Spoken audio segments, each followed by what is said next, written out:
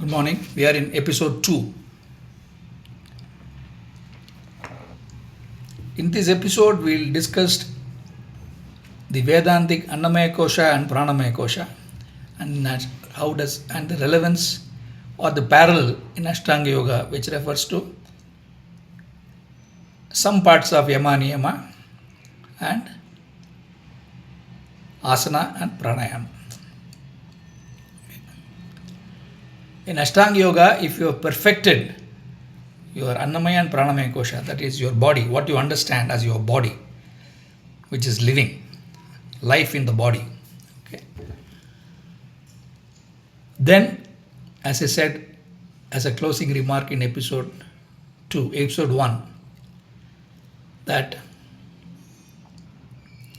you should be able to live without food and water. Now, what does that mean?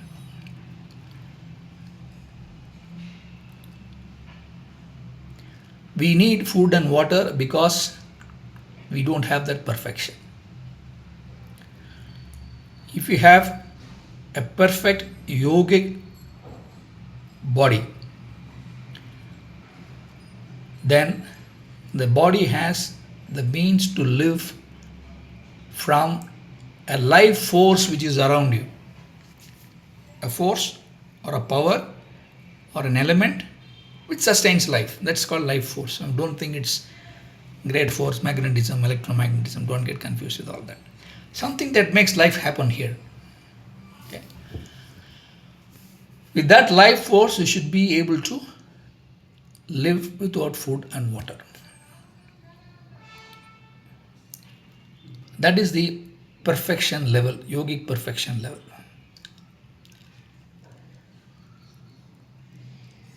That is the height of wellness, if you say. If somebody says, I have improved my wellness, I have reached the highest level, he should be able to live without food and water.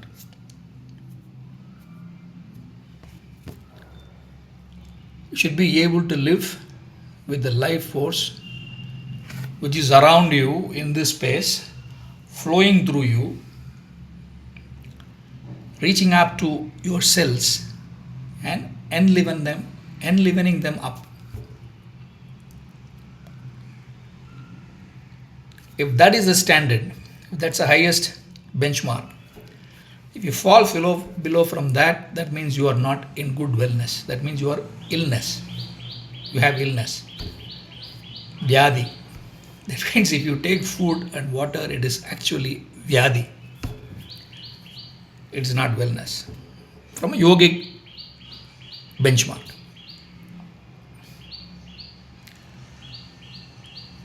You might be surprised, how does that happen? Even today it is happening.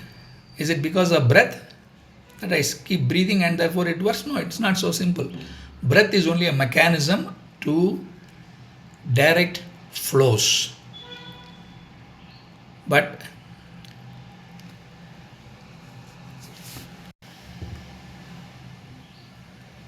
breath is not prana. Breath is not life force. It is only moving life force in a way which we'll discuss. Okay. For that, you need to understand, we'll go back to cellular biology and then understand that. This body, people say, is made of 3 trillion plus cells which have come together and they are being held together. Prana is also called as the holding force. Okay. And because it is holding force, it is also called dharma in a sense. And that's a different definition.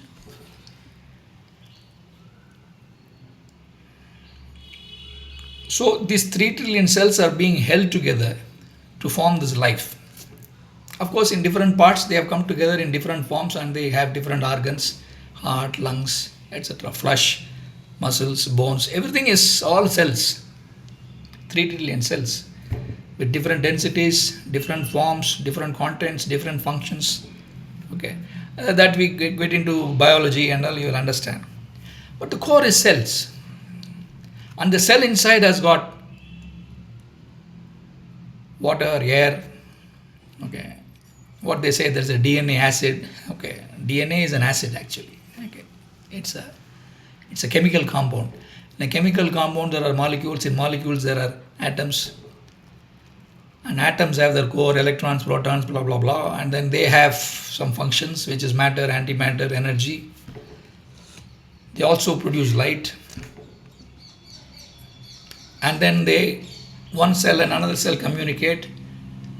The very well-known methods of communication are electrical signals and chemical flows. Biology will tell you that. But then essentially the cell is let us say, the cell and the content of the cell. The content of the cell will go into later into physics. But let's stop with cell for the time being. In the cell, between two cells, there's a gap. There's an emptiness. It's not empty in the sense that there's nothing in it. There's something in it. Okay. Because there's nothing like emptiness even in physics. Even vacuum has got a vacuum energy. 10 to the power minus some 30, 32, whatever. Very low form of energy. So nothing is empty in that sense. But then, what we consider is empty, it's empty at a gross level. So there are two cells, and between these two cells you can see there is a gap. Let's say these four fingers are four cells and I bring them close together, you can see a gap. Okay. And these fingers, let's say these two cells talk to each other through electrical signals or whatever. But then there's a gap. Now in this case the gap is closed. But still there may be at a nano scale, very, very micro, nano, millimeter scale, there will be some gap. Okay. So that intercellular gap in which there is a kind of pipe that gets formed, okay, that is nadi. Nadi is different from nerve. Nerve is different. Nadi is just the intercellular gap. Now, if in this intercellular gap there is some content, okay, and that content can be made to flow through that up and down, or if you put it like this way, if you put it like this way. I mean, anyway, depending on how the intercellular space forms a pipe, a conduit, a channel, a pathway, whatever names that people use, but that's called the nadi. So among these 3 trillion cells that you have, there are several nadis, short nadis, long nadis. Total from top to bottom there is one nadi, let's say. Okay. And those things, nadis, if there is a content, the nadi is the one in which two cells pass through. But then the nadi itself, if something passes through and something can be made to pass through, it's called a flow, dhara, pipe, thread, whatever you call it. And if that nadi, that pipe, which is about, people say 72,000 nadis happen here, if those nadis have that pipe is open-ended from both sides, it may be open-ended, it may not be open-ended. Okay, assuming it is open-ended from both sides, that means there's a nadi going from this end to this end, or here to here, or here to here, okay, or from here to here. There are nadis that are going nano scale, nano millimeter width, diameter width, intercellular conduit, pathways, channels, nadis, through which if external space can flow through this way, or it can flow through like this or flow through like this, whichever way it flows through. Okay. Then the cells will have access to the prana that is outside directly. Okay. And if I am able to direct the flow by some means, people say through breath, but all yoga is all about directing that only. Okay. If I am able to direct that flow to various parts of the cells through these conduits, these nadis, then the prana that is available in the system outside, in the space outside, can reach the cells directly and then give them life.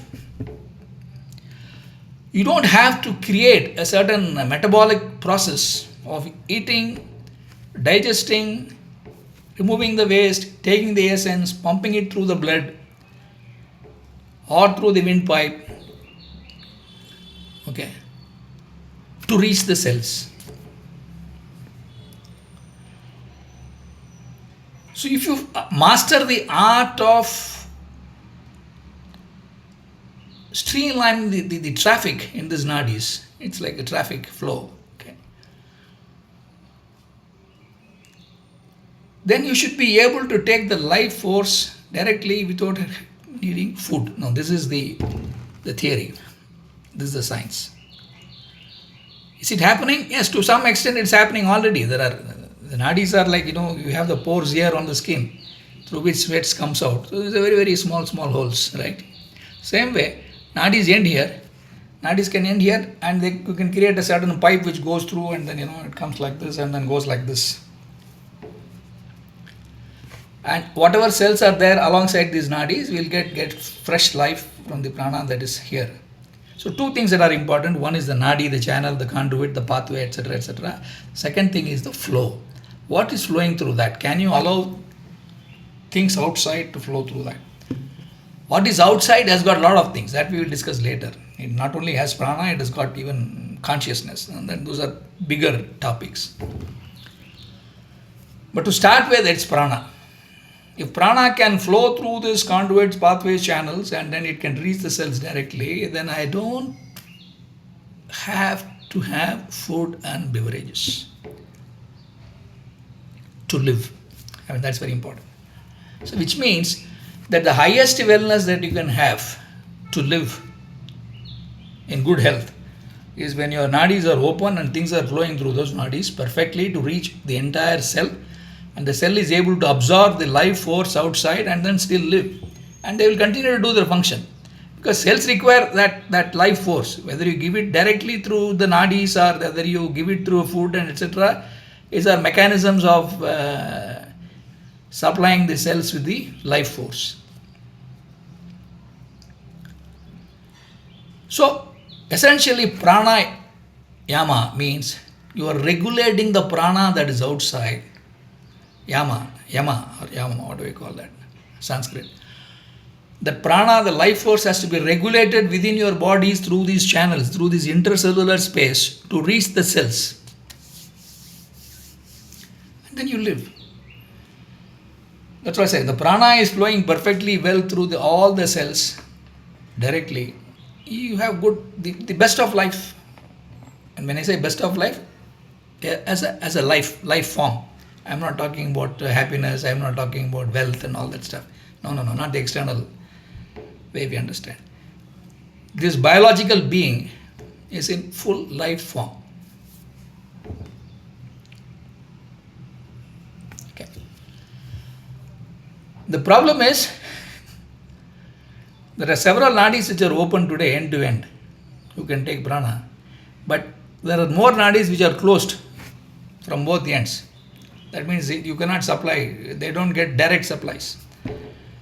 So you have to put food and water and then have this metabolic process working and so on and so forth, and then create supplies to the cells. Okay. And why are they blocked on both ends? That's where we take to the Annamaya Kosha, the food. Okay. So if you are in perfect wellness, you don't require food. If you are not in perfect wellness, then you require food. And if you require food, it is called vyadi. Okay. Disease. If you eat food, it is disease. So talking about carbohydrate, protein, vitamins, steroids, etc. is Annamaya Kosha, trying to keep the cells life in good strength, which is interventions of different type. And one of those types is eating food itself. Whatever food you are having today is only intervention, because you have your vyadi.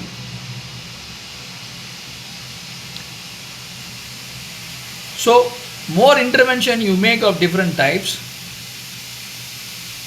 more is the clogging of the nerves channels that you do, not nerve channels, the nadi channels. Okay. More food you take, more trouble you create yourself.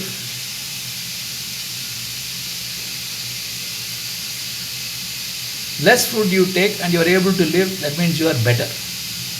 No food is the ultimate. Okay. So you have to take very, very, okay, I have to add another jargon to that, very, very sattvic and pranic friendly food. If you deviate from that, you are only creating more trouble for yourself. From a yogic perspective, okay. I mean, you can still, for other perspectives, it's different. So the yama niyama part in terms of what food you should take and what food you should not take is prescribed. Sattvic food, positive prana food that some people say, positive prana, negative prana, etc., etc., negative food, etc. Clean water. Okay. All this discussion about food is only from that perspective. So that comes in terms of if you are a yogic person, you need to determine what is your value in terms of food. What is the value in terms of food intake? One is yama, other is niyama. Niyama is routine. When do I eat? When do I not eat? What do I eat? What do I not eat? When do I have upavasa so that I clean the system? Okay. How do I keep my system clean? All this is yama niyama.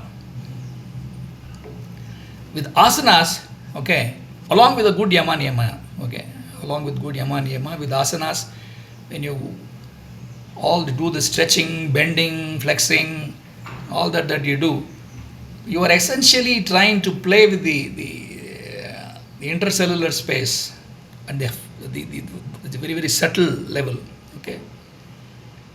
And when you do that, you should feel very at ease. If your asanas are giving you to live at ease, that means you are able to stand easily, sit easily, bend easily, run easily, okay. Then the asanas are helping you to live well. And they are opening up the nadis, keeping them flexible, and then channelizing those. Along with that is a concept of chakra, okay. We'll discuss later. We'll stick to nadis for this episode. Okay. You open up the nadis, you widen the nadis, create a proper channel, declog them, okay. Then open it up on all ends, all the 72,000 nadis, you open up all ends, okay. Then the prana flows, and when the prana flows inside, the life force is directly available to the cells, and therefore cells can live without food and water. Annamaya kosha is transcended. You overcome Annamaya kosha. You don't require food and water. The prana that is available outside can reach automatically. It's not a static state, okay, because every time I change the position, I am playing with the nadis without my knowledge. I am changing the pathways. Instead of this cellular pathway, I am taking this cellular pathway. So asanas must be very careful. You should know the science of how to create declogged, long, both sides open intercellular nadis. If you are not clear, somewhere you will close your nadi yourself by doing improper asana. That's true with exercises also. Okay, it's not that asana is going to cause problem and gym exercises are not. Okay, in fact, gym exercise support a yama niyama, which is more protein, more high protein, etc., which is clog it more. And that's my understanding. Okay. Okay, with sattvic and positive pranic food, okay, you are able to change the nature of your body. There's a tremendous transformation that happens within your body at cellular level. Take it from me now. We'll discuss that when you discuss cellular biology, maybe some 30, 40, 50 episodes later. Tremendous transformation that happens at your cellular and inter and intracellular, within the cells and between the cells. Okay, that happens by just having a good yama, niyama, hatha yoga, asana itself, basics. You have to be active. Okay. And with pranayama, you are taking to the next level so that you don't have to have food at all. And you can take pranayama to higher levels as well. I am only looking at pranayama with relevance to Annamaya kosha, food. not moving it to Manomaya Kosha. So that's the first introduction to asanas and pranayama, and what is the ultimate goal at this level for these two parts. And if you are not there in the full potential, then it is vyadi, and therefore you require food. That's why in Hinduism we say food is aushadhi. Food is only to correct the disease, to heal the disease. What is the disease? Because I am not at the perfect position of not able to live without food. Siddhas, and they say we live without food because they have mastered the Annamaya Kosha. They have changed. At a quantum biological level, there are tremendous changes that have happened. I can discuss it as a science topic later. At a quantum biological level, there are tremendous changes that have happened when you have mastered Annamaya Kosha and Pranamaya Kosha. Within cells, intercells, and the conduits of nadis, which impact the superstructure of all your organs, okay, and your nerves, nervous system, etc., etc. That going from Pranamaya Kosha to Manomaya Kosha and Vijnanamaya Kosha and all that stuff, including happiness, Anandamaya Kosha. So that is the background to understanding the Annamaya Kosha, the Pranamaya Kosha, the Yama Niyama around food, water, and asanas and pranayama. We will leave it at that. We will leave this episode here. Next level we see what are the nuances of pranayama. So if you have not reached the level of able to live without food and water, know that you have not reached the highest potential of Annamaya and Pranamaya koshas. Okay, that means what is the best potential form of life that you can be. Difficult, but that's the theory. That's for you to know. Okay. Keep practicing, but you'll know. Thank you. We'll see you in the next episode.